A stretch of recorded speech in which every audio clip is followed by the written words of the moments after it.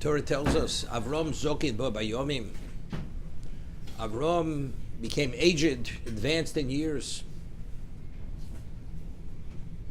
The Gemara tells us, the Midrash tells us, that initially the whole aging process never existed. Avram was the first human being to age in the history of existence. Why did he age?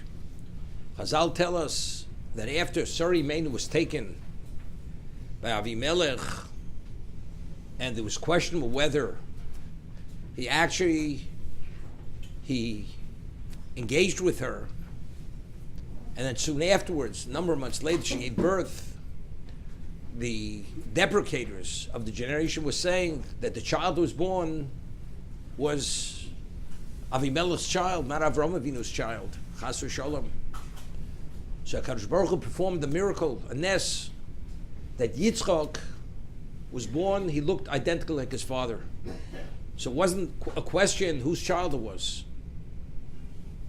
Literally, the exact replica of his father.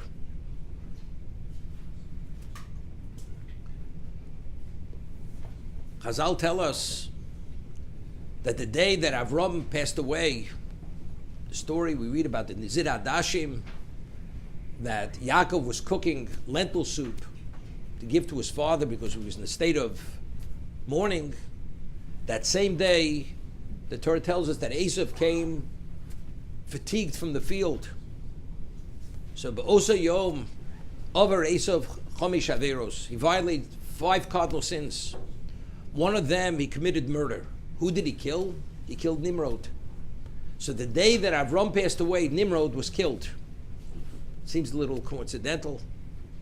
The man who originally had thrown Avram in the kiln because he was disseminating monotheism, that the man who represented the all evil, all paganism in the world, he should die on the day that Avram Avinu, who was the first one to recognize God as the master and to disseminate that belief throughout the world, they both pass away on the same day.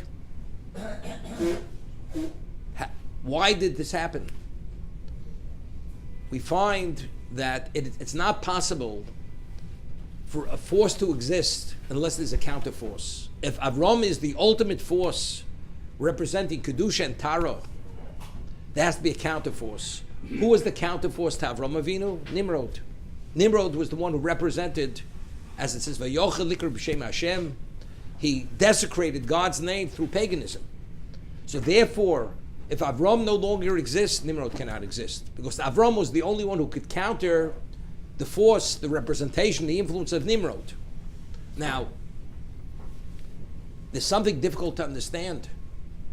Sari Meinu, who was greater than Avram in prophecy, how does Hashem allow such a holy woman to fall into the clutches of Avimelech? And it should be questionable whether her child is his child. It's something which we cringe even to think about, what that means. What Hashem allow it? So the way, seemingly, it should be understood, because if it's unquestioned that Yitzchak is the child of his father, so the same degree of influence Avram had on the world, Yitzchak has that same influence. This sets off the balance. The balance is off. Because who's going to be the counterbalance to Yitzchak? If Yitzchak is so-called riding on his father's coattails and he's taken to another level, he's a continuation of his father. As a result of this, HaKadosh Baruch Hu causes it to be questioned. Who is Yitzchak? Is Yitzchak the son of Avimelech, the heathen, the evil person? If that's the case, he has no influence. He doesn't have that level, the same degree of representation, or the son of Avram Avinu. So HaKadosh Baruch Hu performs a nes that who is Yitzchak, the son of Avram? But people say, doesn't it seem to be a little odd? All the years she didn't bear a child from her husband. All of a sudden, after she spends a night with Avimelech, all of a sudden she becomes pregnant. It's true, she looks like it, but you never know. Once the skeptic starts saying that, even though Yitzchak immediately is minimized. Once he's minimized, he doesn't have that same influence and that same power as his father had. Therefore, Yitzchak has another level, another counterbalance. But we don't need a Nimrod to stand up against Yitzchak any longer. But factually, why did he look like his father? So nobody should question Chas v'Shalom the pedigree of Yitzchak, that he's not from Philistine pedigree, but rather he's from Avram Avinu in terms of many things. But it created a new problem. When people would meet Yitzchak, they'd say, Master Avram. And they would meet Avram, they would refer to Avram as Yitzchak. It was a level of disrespect. And not only disrespect, even in terms of effect, as long as Avram Avinu was alive, he had to have a certain degree of effect. But if actually, if it was confused, it became a problem.